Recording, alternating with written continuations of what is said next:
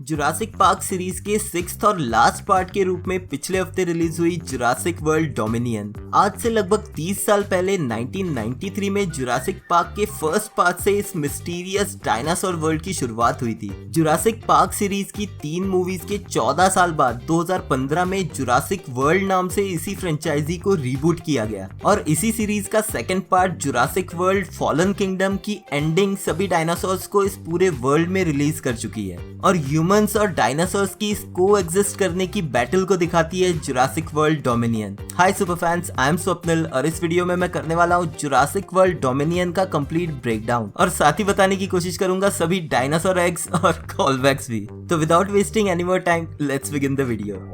तो मूवी शुरू होती है जुरासिक वर्ल्ड फॉलन किंगडम में दिखे लॉकवुड एस्टेट से डायनासोर्स के भाग जाने के 4 साल बाद, यानी कि पिछले 4 सालों में डायनासोर्स पूरी तरह से अर्थ पे फैल गए हैं। लेकिन साथ ही कुछ इलीगल ऑर्गेनाइजेशंस डायनासोर्स की ब्रीडिंग करते हैं उन्हें बेचने के लिए। यहीं पर हमें दिखती है Claire Dearing, ex operation manager Jurassic World की, जो अब काम करती है इन्हीं इलीगल ब्रीडिंग करने वालों से डायनासोर्स को बचाने के लिए। क्लेयर अब रहती है जुरासिक वर्ल्ड के डायनासोर ट्रेनर ओवन ग्रेडी के साथ एक रिमोट कैबिन में, जो कि सियारा नवाडा के माउंटेन्स में है। क्लेयर और ओवन के साथ ही रहती है मेसी लॉकवुड, जो कि सर बेंजामिन लॉकवुड की क्लोन डॉटर है। मेसी को ढूंढने के लिए गवर्नमेंट एजेंसीज पीछे पड़ी है, लेकिन ओवन और क्लेयर ने उसे यहाँ छुपा रखा है। लास्ट पार्ट में मेसी के डिसीजन की वजह से ही सभी डायनासोर्स फ्री होते हैं और इस मूवी में भी मेसी बहुत इंपॉर्टेंट रोल प्ले करते हुए दिखती है। अब एक दिन उनके कैबिन के पास आ जाती है एक वेलोसिरैप्टर ब्लू, जिसे ओवन ने ही जुरासिक वर्ल्ड में ट्रेन किया था और साथ ही वो लोग रियलाइज करते हैं कि ब्लू का एक बेबी भी है, यानी कि ये female velociraptor blue without male partner के एसेक्सुअली रिप्रोड्यूस कर पाती है।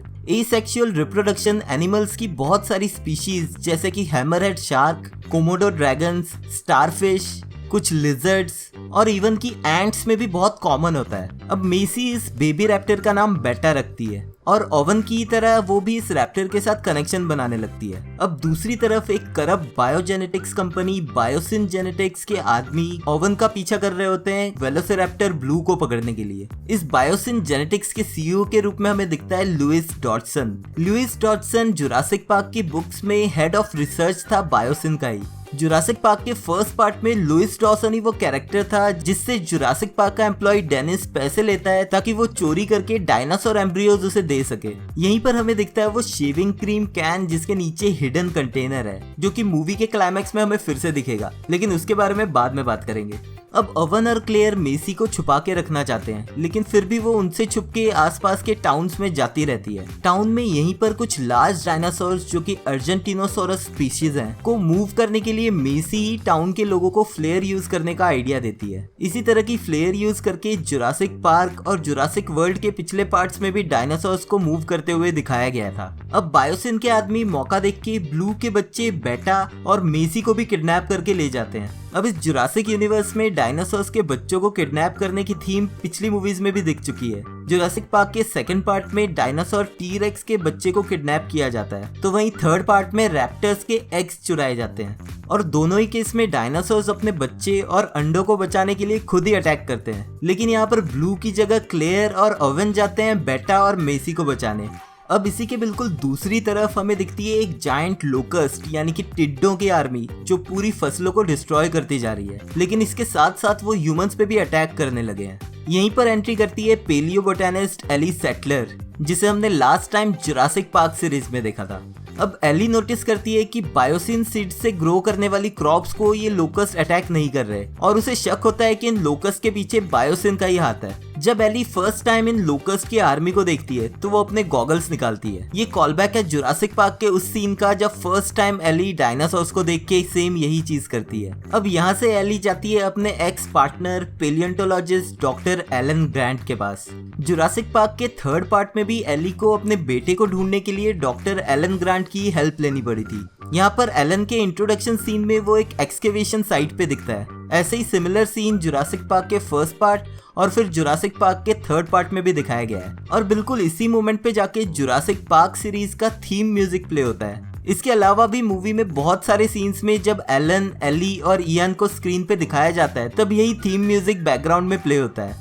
अब एली जब डॉक्टर एलन ग्रांट को बायोसिन के ऑपरेशन के बारे में बताती है तो वो अग्री करता है उसकी हेल्प करने के लिए। अब यही दूसरी तरफ क्लेयर अपने गवर्नमेंट कॉन्टेक्ट्स यूज करती है मेसी के बारे में पता लगाने के लिए। यहीं पर हमें जुरासिक वर्ल्ड मूवी के कुछ कैरेक्टर्स देखने मिलते हैं जो इंजन की जगह अब इंटेलिजेंस के लिए काम कर रहे हैं। इनमें इंजन की एक्स एम्प्लॉय विवियन क्रिल और जुरासिक वर्ल्ड में ओवन के साथ रैप्टर्स को ट्रेन करने वाला बैरी सेम्बेने भी दिखता है। अब ओवन और क्लेयर पहुंचते हैं माल्टा, जहां वो बैरी की मदद से एक डायनासोर ब्लैक मार्केट में जाते हैं। इसी ब्लैक मार्केट में फाइट की वजह से कुछ डायनासोर्स गलती से रिलीज हो जाते हैं, जिससे केओस मच जाता है। यहीं पर बायोसिन की एक एम्प्लॉय कुछ ऐसे वेलोसिरैप्टर्स रिलीज करती है जो लेजर से टारगेट किए हुए लोगों पे अटैक करते हैं। ऐसी ही सिमिलर चीज जुरासिक वर्ल्ड फॉलन किंगडम के ऑक्शन में दिखाई गई थी, जहां पर एक मॉडिफाइड डायनासोर इंडोरैप्टर ऐसे ही लेजर टारगेट के थ्रू अटैक कर सकता था। यहीं पर क्लेयर और ओवन को पता चलता है कि मेसी और बेटा को ट्रांसपोर्ट किया जा रहा है बायोसिन के हेडक्वार्टर्स में, जो इटली के डोलोमाइट्स माउंटेन में है। यहीं पर क्लेयर मिलती है केला वॉट से, जो कि एक कार्गो प्लेन पायलट है। वो बायोसिन के लिए एनिमल्स डिलीवर करने का काम करती है, जिस वजह से उसे बायोसिन के हेडक्वार्टर की लोकेशन पता होती है और वो ओवन और क्लेयर को वहां ले जाने के लिए अग्री करती है। जुरासिक पार्क सीरीज में दिख चुका केओस थेरिस्ट इयन माल्कम अब काम करता है बायोसिन के लिए। उसी के इन्विटेशन पे एलन और एली बायोसिन के हेडक्वार्टर्स में पहुंचते हैं। सीक्रेटली इयान बायोसिन की इलीगल एक्टिविटीज को एक्सपोज करना चाहता है, जिसके लिए वो इन दोनों की मदद करता है। अब जुरासिक वर्ल्ड डोमिनियन मूवी का सबसे बड़ा ईस्टर एग है इस 1993 क्लासिक जुरासिक पार्क की मूवी की कास्ट का इकट्ठा होना। यहाँ डॉक्टर ग्रांट, डॉक्टर एली सैटलर और doctor Ian Malcolm Jurassic Park के फर्स्ट पार्ट के बाद सीधे 30 साल के बाद यहाँ इकट्ठे होते हैं। डॉक्टर एली यहाँ पर सबसे पहले मिलती है एक बेबी डायनासोर ट्राइसेराटॉप्स से। जुरासिक पार्क में भी डॉक्टर एली का डायनासोर्स के साथ फर्स्ट इंटरेक्शन एक बीमार ट्राइसेराटॉप्स के साथ ही था। अब बायोसिन के हेडक्वार्टर्स में वो मिलते हैं यहाँ के कम्युनिकेशन डायरेक्टर रामसे कोल से, जो उन्हें इस हेडक्वार्टर का टूर देता है। रैमसे भी एक्चुअल में बायोसिन के इलीगल कामों को एक्सपोज करना चाहता है। अब यहीं पर बायोसिन की लैब्स में हमें दिखता है एक returning character geneticist doctor Henry वू।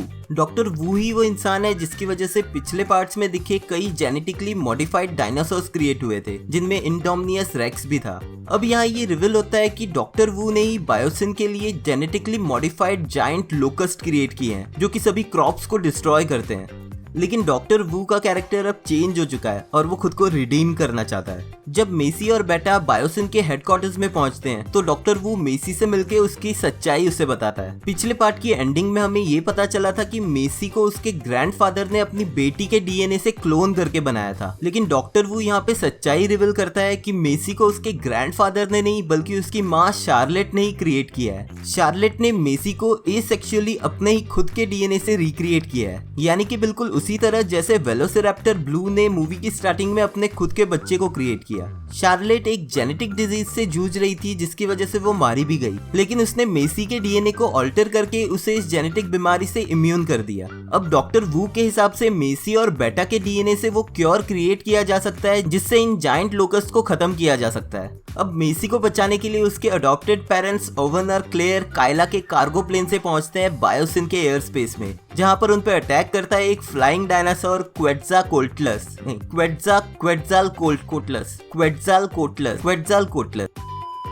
जहां पर उन पे अटैक करता है एक फ्लाइंग डायनासोर। इस प्लेन का इकलौता पैराशूट यूज करके क्लेयर इजेक्ट कर लेती है और ओवन और केला क्रैश लैंडिंग में सरवाइव कर जाते हैं। यहाँ क्लेयर का एनकाउंटर होता है एक टेरेस्ट्रियल डायनासोर थेरिजिनोसॉरस से। वहीं दूसरी तरफ ओवन और केला का सामना होता है एक और डायनासोर पायरोरैप्टर से, लेकिन मूवी के लीड कैरेक्टर्स होने की वजह से डायनासोर्स उन्हें छोड़ देते हैं। यहाँ बायोसिन की फैसिलिटी में ईएन की आईडी की मदद से एली और एलन रिस्ट्रिक्टेड लैब तक पहुंचते हैं, जहां पर उन्हें दिखते हैं वो ह्यूज साइज लोकस्ट, जिनसे एली एक सैंपल भी इकट्ठा करती है। तो वहीं दूसरे लैब में मेसी बेटा को छुड़ा के खुद भी भाग जाती है। अब रैमसे की मदद से एली, एलन और मेसी एक अंडरग्राउंड रेल से निकल जाते हैं आइलैंड के एयरपोर्ट की तरफ। जब सिक्योरिटी कैमरा से डॉटसन को इस बात की सच्चाई पता लगती है तो वो उनकी मोनोरेल को बीच रास्ते में ही रुका देता है और साथ ही ईएन को भी फायर कर देता है, जिसके बाद वो सबूत मिटाने के लिए रिस्ट्रिक्टेड लैब में बचे लोकस को जला देता है। लेकिन जलते हुए लोकस लैब से बाहर निकल के पूरी फैसिलिटी को ही जला देते हैं। यहाँ मोनोरेल रुकने के बाद एली, एलन और मेसी कई रेप्टाइल डायनासोर्स से बच के एक माइन के रास्ते दूसरी तरफ निकलते हैं, जहाँ पर उन्हें मिलता है डॉक्टर इयन, जो उनकी मदद करता है। यहीं पर बचने के चक्कर में डॉक्टर ग्रांट की हैट गिर जाती है, जिसे एली उसे वहीं छोड़ने के लिए कहती है, पर डॉक्टर ग्रांट उसे उठाता जरूर है। जुरासिक पार्क सीरीज में डॉक्टर ग्रांट की हैट बहुत ही इंपॉर्टेंट पार्ट रही है इस कैरेक्टर का। जुरासिक पार्क के थर्ड पार्ट में डॉक्टर ग्रांट ने ऐसे ही डायनासोर से बचने के चक्कर में अपनी हैट लूज कर दी थी, जो उसे मिली थी मूवी के बिल्कुल क्लाइमैक्स में। अपना जलता हुआ हेडक्वार्टर्स देख के डॉटसन रियलाइज करता है कि उसे अपना ऑपरेशन कहीं और लेके जाना पड़ेगा, जिसके लिए वो डायनासोर्स के एम्ब्रियोज लेके उसी मोनोरेल से निकल जाता है। लेकिन इससे पहले हमें उसके ऑफिस में एक शेल्फ पे वही बार्बासोल शेविंग क्रीम वाला कैन दिखता है, जो जुरासिक पार्क के फर्स्ट पार्ट में डेनिस ने यूज किया था जुरासिक पार्क से डायनासोर के डीएनए स्मगल करने के लिए। लेकिन पावर शट डाउन होने की वजह से डॉटसन टनल में ही फंस जाता है, जिसके बाद उस पर अटैक करते हैं 3 डायनासोर्स, जो कि है वेनम शूट करने वाले डिलोफोसोरस, जो उसे मार देते हैं। जुरासिक पार्क के फर्स्ट पार्ट के एंड में भी डेनिस को भी इसी तरह के डायनासोर्स डिलोफोसोरस ही किल करते हैं। और इसी के दूसरी तरफ जुरासिक पार्क की पूरी पुरानी टीम मिलती है जुरासिक वर्ल्ड की इस नई टीम के साथ। और जुरासिक यूनिवर्स के लिए ये मोमेंट अवेंजर्स असेंबल के सिमिलर ही है, जहाँ पर बैकग्राउंड में फिर से प्ले होती है जुरासिक पार्क की थीम म्यूजिक। यहाँ पर उन पे अटैक करता है एक डायनासोर गिगैनोटोसोरस, जिसे लार्जेस्ट लैंड कार्निवोरस एनिमल माना जाता है। उसे देखते ही डॉक्टर एलन और ओवन एक साथ कहते हैं डू नॉट मूव, जो कि कॉलबैक है डॉक्टर एलन के जुरासिक पार्क सीरीज में इसी तरह के डायलॉग का, जहां तब भी डायनासोर को देखने के बाद ग्रुप के लोगों ने उसकी बात नहीं मानी थी। और वही सेम यहाँ भी होता है। अब इस डायनासोर के अटैक से बचने के लिए इयन एक गाड़ी में घुस जाता है और बाकी सभी एक स्ट्रक्चर पे चढ़ जाते हैं। लेकिन जब डायनासोर उन पे ऑलमोस्ट अटैक करने वाला होता है, तो इयन एक जलते हुए लोकस्ट को स्टिक पे लगा के उसे डिस्ट्रैक्ट करता है। ऐसी सिमिलर चीज 30 साल पहले इयन ने तब भी की थी, जब वो टीरेक्स को डिस्ट्रैक्ट कर रहा था बच्चों को बचाने के लिए। लेकिन यहाँ पर इयन उस जलती हुई लकड़ी को एक स्पीयर की तरह यूज करता है डायनासोर को हिट करने के लिए। अब ये पूरी टीम जैसे तैसे पहुंच जाती है बायोसिन के हेडक्वार्टर के अंदर, जहाँ केला सजेस्ट करती है कि वो हेलीकॉप्टर के थ्रू बाहर जा सकते हैं। लेकिन ऐसा करने के लिए उन्हें बायोसिन का एडीएस सिस्टम एक्टिवेट करना होगा, जिससे कि डायनासोर्स हेलीकॉप्टर पर अटैक नहीं करेंगे। लेकिन पावर फेलियर की वजह से एडीएस को रीसेट करना होता है, जो करने जाते हैं एली और क्लेयर, जिन्हें गाइड करता है इयन। ये कॉलबैक है जुरासिक पार्क के फर्स्ट पार्ट का, जहां इसी तरह के पावर रीसेट के लिए एली जाती है, जिसे गाइड करता है डॉक्टर हैमंड। दूसरी तरफ डॉक्टर एलन, ओवन और मेसी जाते हैं बेटा को बचाने। बेटा को बेहोश करने के लिए वो तीनों मिलके ओवन की वो टेक्निक यूज करते हैं, जिसे वो रैप्टर्स को कंट्रोल करने के लिए जुरासिक वर्ल्ड में यूज करते दिखा था। अब एडीएस सिस्टम एक्टिवेट करने के बाद पूरी टीम इकट्ठा होकर जाती है हेलीकॉप्टर की तरफ, लेकिन उनके रास्ते में आ जाता है एक गिगैनोटोसोरस और उसे रोकने के लिए आता है इस पूरी फ्रेंचाइजी का मेन हीरो टीरेक्स, यानी कि एक टायरेनोसोरस। ऐसी ही सिमिलर एंडिंग जुरासिक पार्क की क्लाइमैक्स की भी थी, जहां पर रैप्टर्स जॉन हैमंड के ग्रैंड किड्स को मारने वाले होते हैं और उन्हें बचाता है टीरेक्स। और जुरासिक वर्ल्ड के भी फाइनल बैटल में इंडोमिनस रेक्स के अटैक से बच्चों को बचाने के लिए क्लेयर हेल्प लेती है टीरेक्स की। लेकिन वहां पर जब टीरेक्स हार रहा होता है तो उसकी मदद करता है वेलोसिरैप्टर ब्लू। ऐसी कुछ सिमिलर चीज हमें इस क्लाइमैक्स बैटल में दिखती है, जब गिगैनोटोसोरस से टीरेक्स ऑलमोस्ट हार रहा होता है, लेकिन उसकी मदद के लिए आता है थेरोजिनोसोरस, जिसे हमने पहले देखा था, और ये दोनों मिलके गिगैनोटोसोरस को मार देते हैं। इसी बैटल के दौरान टीरेक्स एक सर्कुलर वाटर फाउंटेन के पीछे से निकलता है, जिसमें उसका सिलोटे बिल्कुल वैसे दिखता है जैसे जुरासिक पार्क का लोगो है। जाते जाते वो डॉक्टर वू को भी अपने साथ ले लेते हैं, जो क्लेम करता है कि वो इस लोकस्ट के अटैक को क्योर कर सकता है। वापस आके डॉक्टर वू मेसी और बेटा के डीएनए से एक ऐसा मॉडिफाइड लोकस क्रिएट करता है, जिसे बाकी सभी लोकस के साथ छोड़ देने से वो उन सभी को ही खत्म कर देता है। यहाँ एली और एलन 30 साल के बाद फाइनली अब जाके रिलेशनशिप में आते हैं और वो इयन और रामसे के साथ मिलके बायोसिन के अगेंस्ट केस लड़ते हैं। ओवन, क्लेयर और मेसी भी अपने घर वापस आ जाते हैं, जहाँ वो बेटा को ब्लू से रीयूनाइट करते हैं। जाते जाते ब्लू ओवन को एक लास्ट नॉट देता है, जो कि हिंट है कि ये शायद उनका लास्ट गुड बाय था। जुरासिक वर्ल्ड फॉलन किंगडम की एंडिंग में जब डायनासोर्स रिलीज हुए थे, तो हिंटेड था कि इस मूवी के एंड में सिर्फ 2 ही कंक्लूजन्स हो सकते हैं, या तो डायनासोर्स पूरे वर्ल्ड को टेक ओवर करके ह्यूमंस को खत्म कर देंगे, या फिर ह्यूमंस डायनासोर्स को फिर से एक्सटिंक्ट कर देंगे। लेकिन यहाँ पर एंडिंग होती है एक तीसरे कंक्लूजन के साथ, जहाँ पर डायनासोर्स और ह्यूमंस को एक साथ कोएग्जिस्ट करना पड़ता है, जो कि मोस्ट प्रोबेबली सबसे रियलिस्टिक सॉल्यूशन भी था। एंड में बायोसिन वैली को एक डायनासोर सेंचुरी डिक्लेयर कर दिया जाता है और पूरे वर्ल्ड में डायनासोर ह्यूमंस के साथ साथ दूसरे एनिमल्स के साथ भी अडेप्ट करना सीखते हैं। और एक हैप्पी एंडिंग के रूप में इस फ्रेंचाइजी के मेन कैरेक्टर टी-रेक्स को मिलते हैं अपनी ब्रीड के कुछ और डायनासोर्स, जो उसकी फैमिली को भी कंप्लीट करता है। जुरासिक वर्ल्ड डोमिनियन इस जुरासिक यूनिवर्स फ्रेंचाइजी की 6th और लास्ट मूवी थी, और मोस्ट प्रोबेबली अगले कई सालों तक हमें डायनासोर्स की ये दुनिया फिर से देखने नहीं मिलेगी। लेकिन हो सकता है कि फ्यूचर में कोई और फिर से इसका रीबूट जरूर बनाए। मूवी के बारे में आपके क्या थॉट्स थे मुझे कमेंट्स में लिख के जरूर बताना। अगर ये वीडियो आपको पसंद आया तो प्लीज लाइक कर देना क्योंकि वो एकदम फ्री है। Thank you for watching this video, मिलते हैं नेक्स्ट वीडियो में।